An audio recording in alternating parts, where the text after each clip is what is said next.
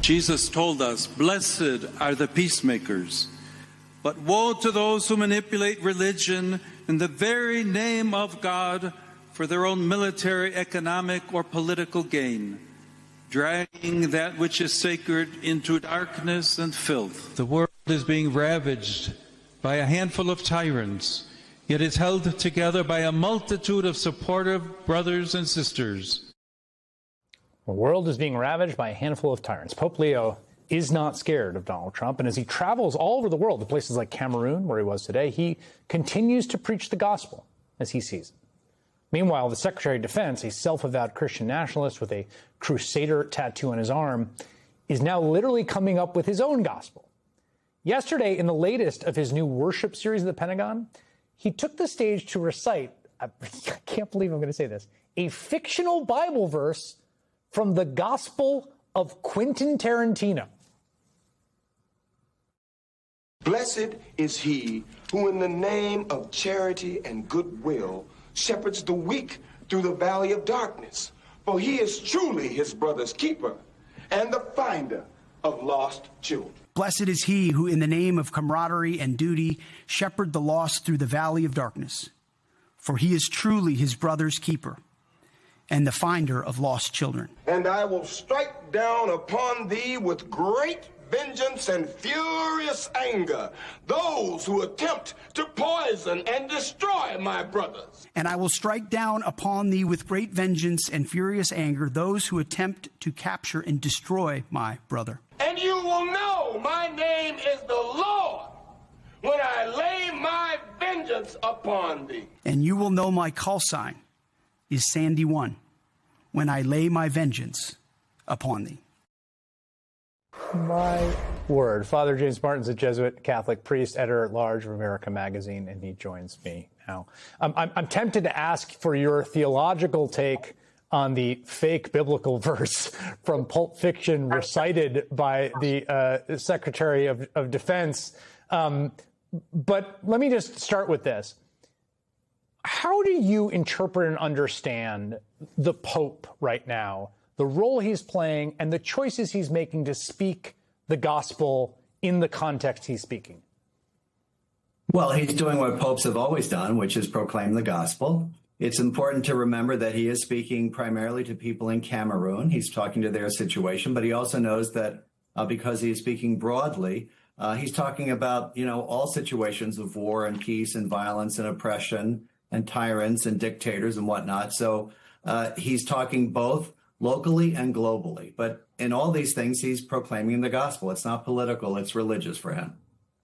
The U.S. Catholic Conference of Bishops put out a statement basically defending the Pope's understanding of just war theory after he got, Pope-splained by the Vice President of the United States, among others. I thought that was a fairly remarkable action by the conference. I thought justified. Were you struck by it as well?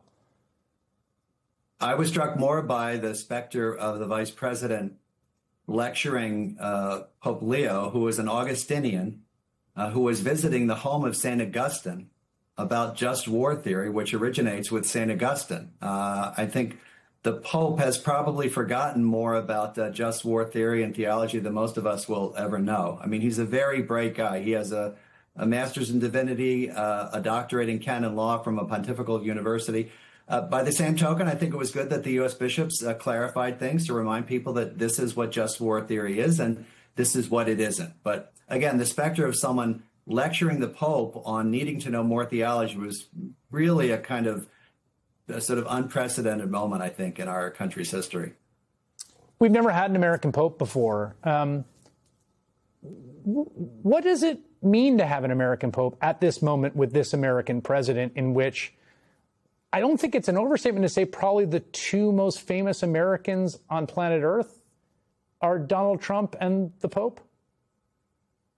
Well, I think one thing that it means is that people can no longer say, as they often said about St. John Paul and Pope Benedict, and especially Pope Francis, the Pope doesn't understand the United States, and so therefore we can safely ignore him, right? Robert Francis Prevost from the south side of Chicago certainly understands the United States. So I think that's why these perceived criticisms really sting. because he knows what he's talking about, not only in terms of the Gospels, but in terms of the American scene.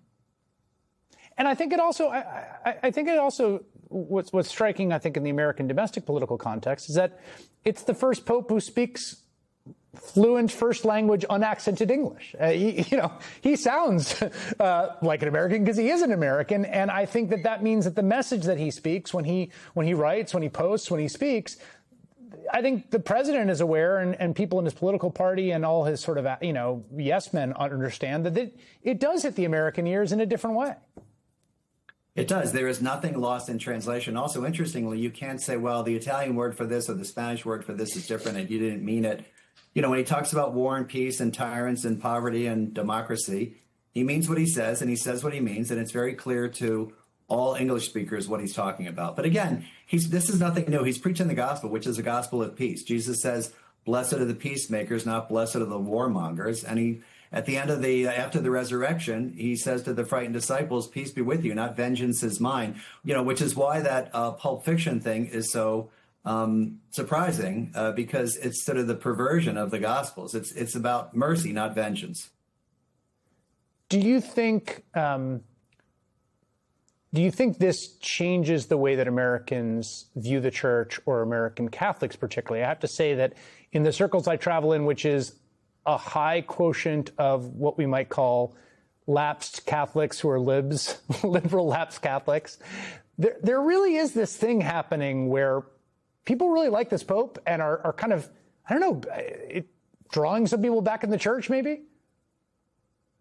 Oh, I think so. And this was true even before this current, conflagration happened with President Trump and Vice President Vance. I think the fact that he is an American, he speaks English, brings the Vatican closer, brings the church closer. And for a lot of people, that feels like God is closer. But there are a lot of people who I think have been so appalled by the president's tweets and Vice President Vance's comments that it's really pushing them to defend him more. I mean, the irony is that nothing has done more to unite Catholics in the United States, than that Truth Social tweet. Yeah, it's really a good point. But Donald Trump is very good at uniting his opposition or people that don't even consider themselves in opposition. Father James Martin, it's good to have you on tonight. Thank you. My pleasure.